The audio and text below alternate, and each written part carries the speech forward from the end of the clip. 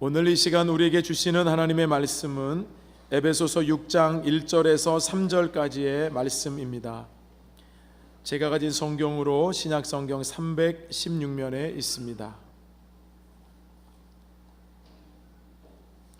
제가 읽고 마지막 절을 함께 읽겠습니다. 자녀들아, 주 안에서 너희 부모에게 순종하라. 이것이 옳으니라. 내 아버지와 어머니를 공경하라. 이것은 약속이 있는 첫 계명이니 이로써 내가 잘되고 땅에서 장수하리라. 아멘. 오늘 어버이 주일 우리 삼부 예배 나오신 여러분 모두에게 하나님의 은혜와 축복이 함께 하시기를 바랍니다. 우리 앞뒤 잡으시면서 인사하시겠습니다. 주님의 이름으로 환영하고 축복합니다.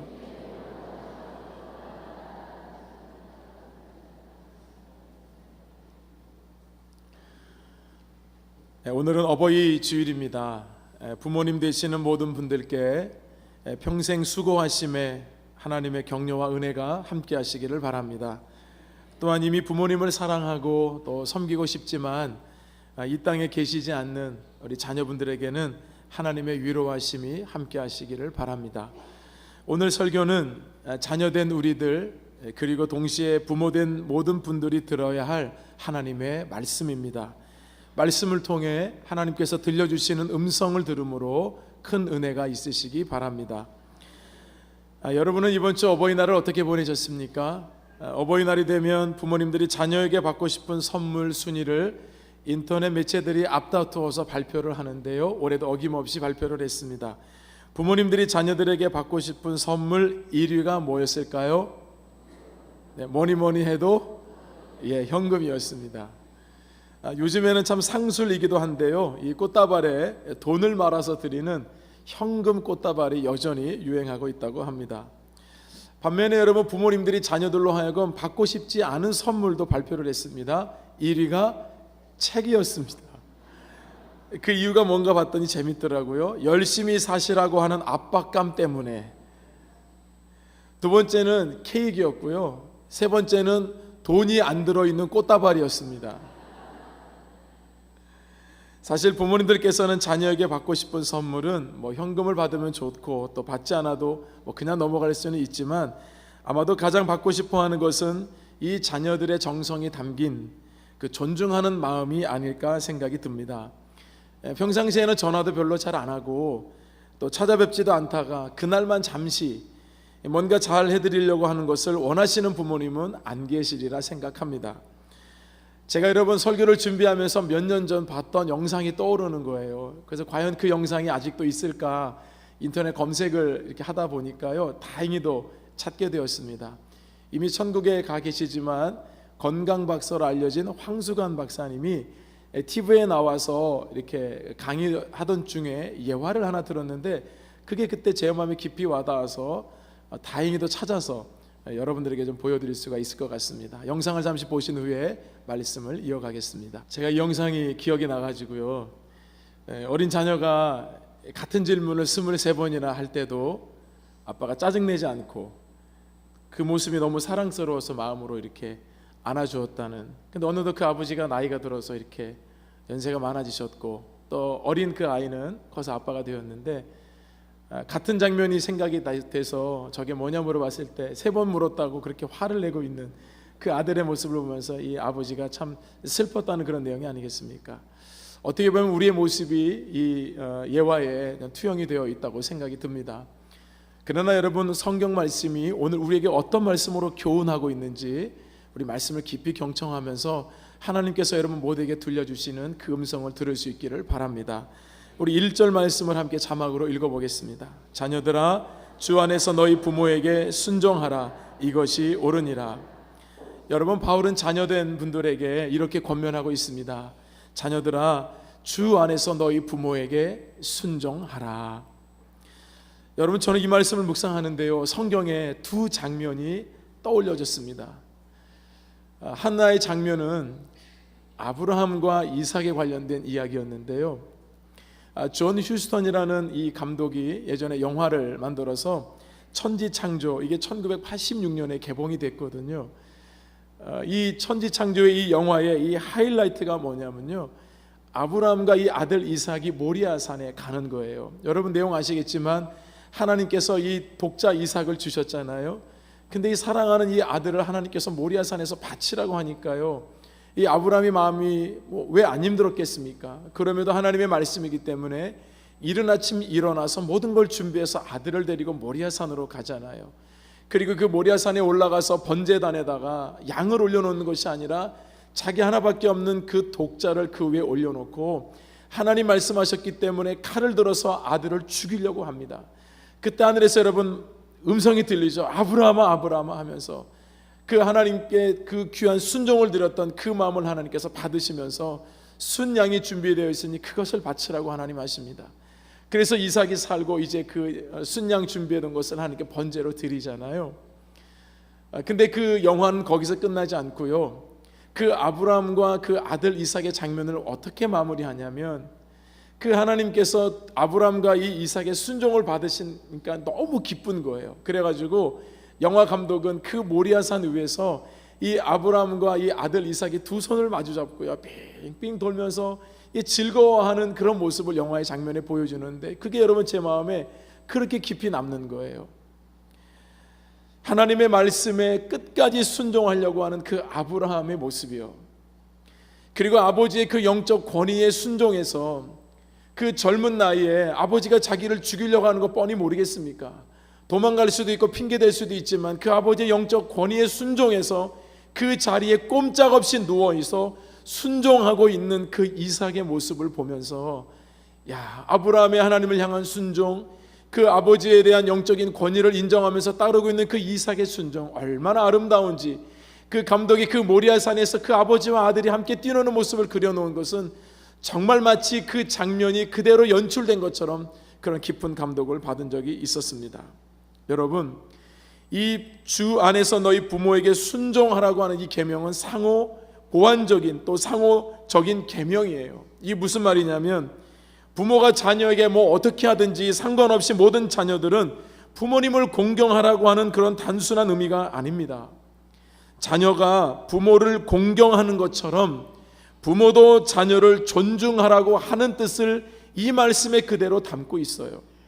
여러분, 그래서 효자 효녀는요, 부모가 만든다는 말이 있는 거예요. 성경적으로 좋은 부모가 어떤 부모인지 아십니까? 자녀들에게 뭐가 많아가지고 막 물려주는 그런 부모를 좋은 부모라고 성경이 말씀하고 있지 않아요. 또는 내가 너무나도 많이 주고 싶지만 없어가지고 궁핍한 부모를 좋은 부모라고 말하지 않아요. 성경이 말씀하고 있는 좋은 부모는 그 부모가 이 아브라함처럼 하나님을 전적으로 신뢰하고 의지하며 살아가는 그 부모, 그 부모를 성경은 좋은 부모라고 말씀하고 있다는 것입니다. 사랑하는 여러분, 우리 어른 세대 부모님들은 신앙생활을 할 때 참 어렵게 하셨죠. 어떻게 보면 교회하고 집밖에 모르셨어요. 그렇게 살아오셨어요. 자녀들 양육할 때도 지금처럼 이렇게 많은 것들을 줄 수 있는 그런 환경과 여건도 아니었을 겁니다.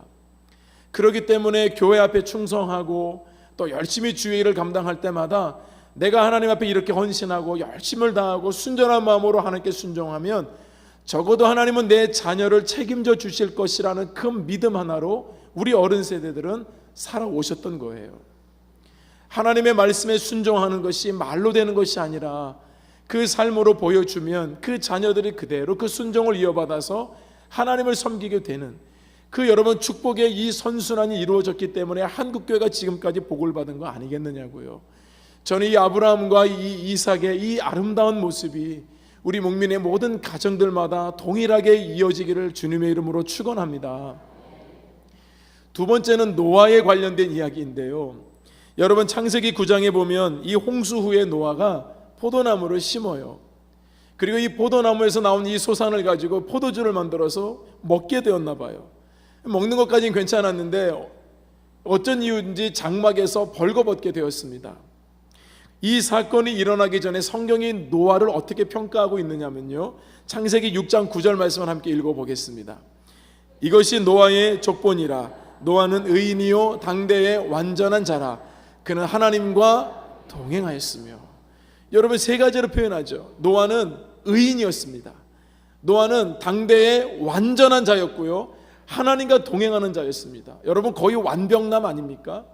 이 세 가지 중에 한 가지만이라도 성경의 평가를 받으면 얼마나 위대한 신앙인입니까? 의인이고 완전한 자고 하나님과 동행했다는데요, 대단한 신앙이고 믿음을 가진 분인데요, 근데 이 노아가 실수를 합니다. 어떻게 보면 너무 의외의 모습이에요. 이 장면에서 여러 가지를 생각했습니다. 무엇을 하나님이 우리에게 교훈하시려고 이 노아의 이 이야기를 우리에게 들려주셨을까? 여러분, 노아는 꽤 오래 살았어요.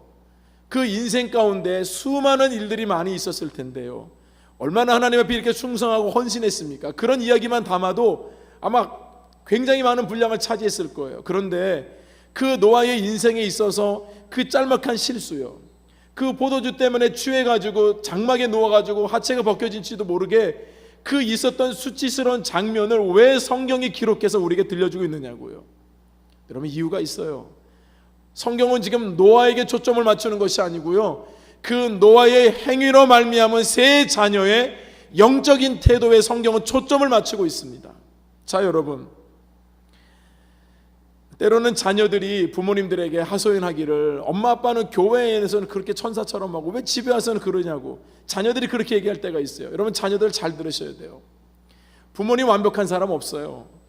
노아를 보세요. 성경이 이렇게 말씀하면도 불구하고 이런 실수를 저지르는 게 노아였어요. 그러니까 여러분, 원래 사람이 약점이 보이면 그 약점을 가지고 기도하라고 하는 제목을 주신 거예요. 그래서 부모님들의 연약함을 우리 자녀들은 인정할 수 있어야 돼요. 여러분, 결정적으로 이 사건이요, 세 명의 자녀의 운명을 바꿔놓습니다. 창세기 9장 22절을 한번 보겠습니다. 가나안의 아버지 함이 그의 아버지의 하체를 보고 밖으로 나가서 그의 두 형제에게 알림해. 자, 여러분, 보고라는 단어하고 알림해라는 단어를 한번 주의해서 생각해 보세요. 지금 이 아버지의 장면을 처음 목격한 사람이 아들 함이었습니다. 그런데 이 함은 아버지의 하체를 보고 밖에 나가서 형제들에게 알렸다고 말씀하지 않습니까? 이 보고라는 단어는 히브리 말로 라라고 하는 단어인데요, 이 단어는 뜻이 뭐냐면 그냥 잠깐 본 것이 아니라 즐겼다는 의미입니다.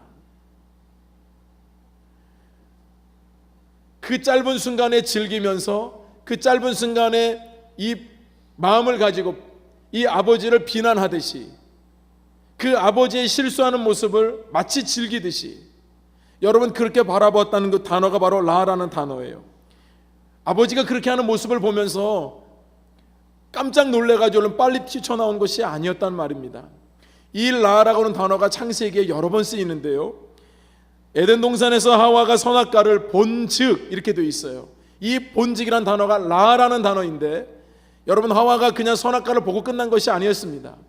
결국 보암직하고 먹음직하고, 여러분, 그로 말미암아 죄의 시작이 된 거예요. 본 것으로 그치지 않아요. 본 것이 죄의 결과로 이어졌습니다. 그뿐만이 아닙니다.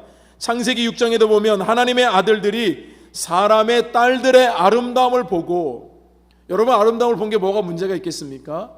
그런데 아름다움을 보고 끝난 것이 아니에요. 하나님의 사람들은, 믿는 사람들을 말하고요, 그 이방 여인들, 하나님을 섬기지 않는 그 여인들 아름다움을 보았는데 보는 것으로 그치지 않고 보고, 이 라라는 단어에서 그 이후부터는 무차별적으로 이방 여인들을 아내로 삼습니다.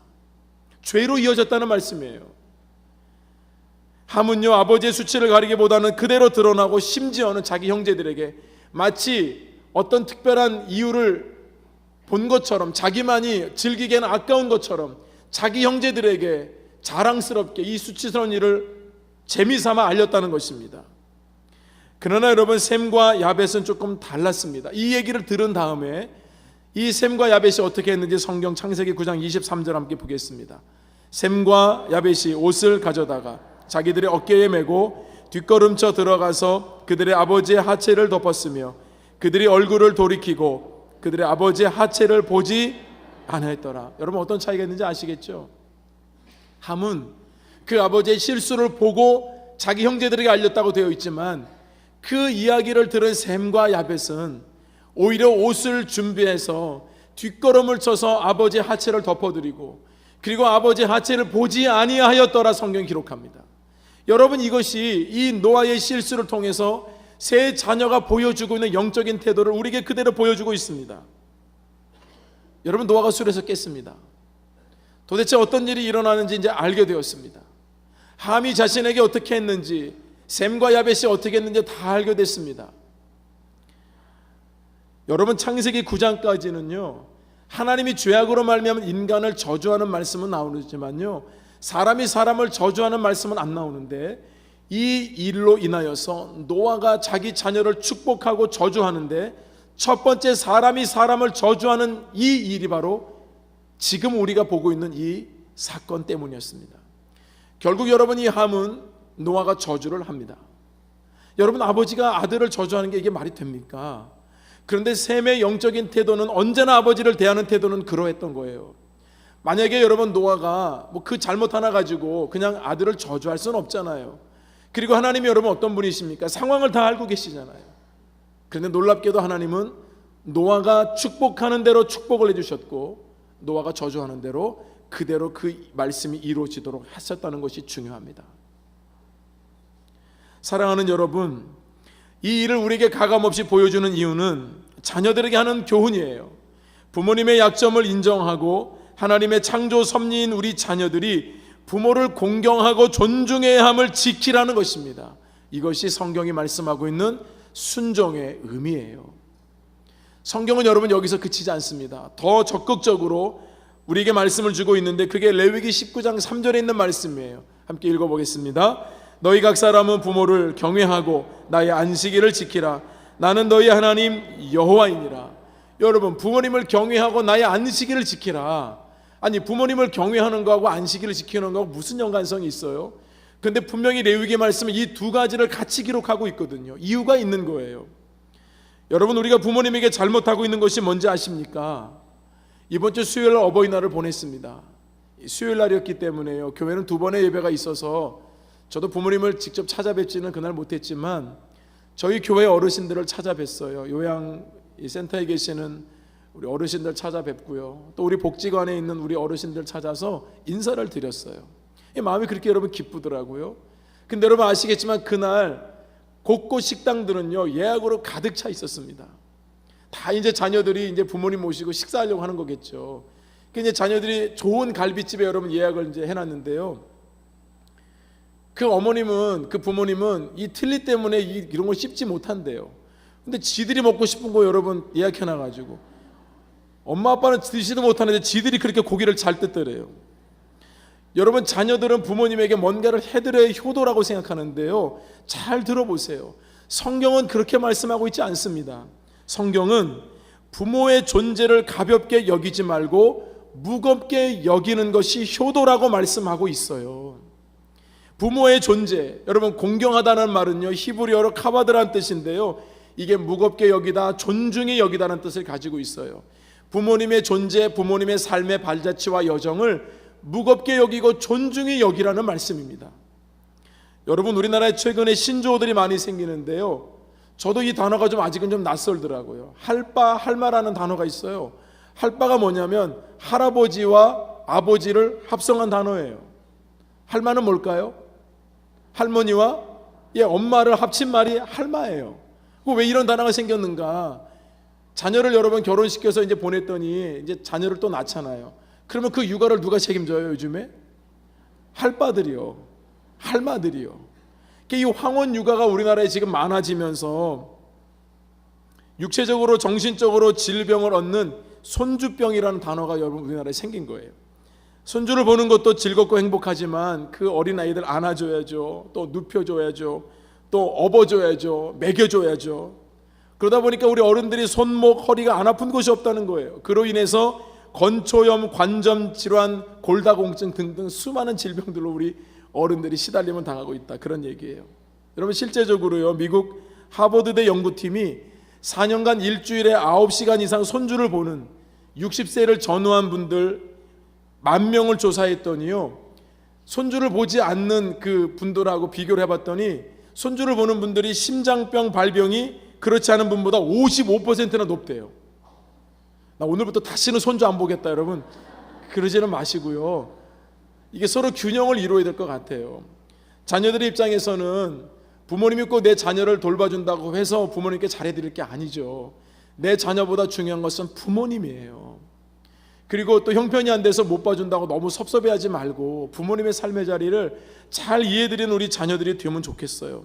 부모님들에게 맛있는 거 대접하는 것도 중요하지만 이 부모님을 절대로 가볍게 여기거나 연세가 든다고 해서, 기력이 없다고 해서, 재정 능력이 없다고 해서 소홀히 여기지 말고 성경은 언제나 변함없이 경외하라고 말씀하고 있습니다.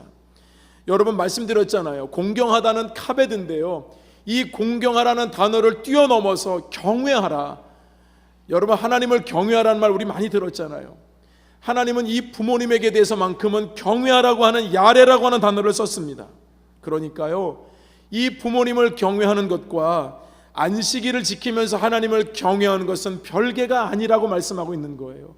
그만큼 무겁게 여기고 그만큼 공경을 해야 된다는 말씀이었던 것입니다. 그래서 오늘 에베소서 6장 2절에 있는 말씀 여러분 다시 함께 보세요. 내 아버지와 어머니를 공경하라. 이것은 약속이 있는 첫 계명이니. 하나님께서 10계명을 주셨잖아요. 1계명부터 4계명까지는 하나님과 관련된 계명이에요. 모든 사람들이 하나님을 그렇게 경외하고 하나님 한 분만 섬겨야 돼요. 근데 두 번째 돌판에 5번째 계명부터 10번째 계명까지는 여러분 사람에게 관련된 계명인데, 그 중에 제일 첫 번째가 뭐냐? 내 부모를 공경하라였습니다. 여러분 출애굽기 20장 12절 말씀을 함께 읽어볼까요? 내 부모를 공경하라. 그리하면 내 하나님 여호와가 내게 준 땅에서 내 생명이 길리라. 1계명부터 4계명까지는요 다른 토를 다는 게 없어요. 하나님을 경외하라고만 말씀하셨거든요. 근데 5계명 내 부모를 공경하라 라고 끝나지 않고 이것이 약속이 있는 첫 번째 계명이라고 하셨어요. 그 약속이 뭐냐면 출애굽기 우리가 20장 12절 읽은 것처럼 내 생명이 길리라, 이렇게 약속을 거기에다 덧붙여 주셨고요. 오늘 에베소서 6장 3절에 있는 말씀을 한 번 더 읽어볼까요? 이로써 내가 잘되고 땅에서 장수하리라. 부모를 공경하게 될 때 하나님께서 주신 약속의 말씀이 무엇인가? 이 땅에서 잘되고 장수하는 축복을 약속해 주셨다는 것입니다. 여러분, 전 우리 목민의 모든 가족들이 이와 같은 축복받기를 간절히 바랍니다. 한 가정도 예외 없이요, 모든 자녀들이 이와 같은 복을 받으셔야 돼요. 하나님의 약속의 말씀은 반드시 이루어집니다. 하나님은 실현하는 분이 아니십니다. 그 약속의 말씀을 붙들고 순종하는 가정들마다 잘 되는 복을 받게 하실 거예요.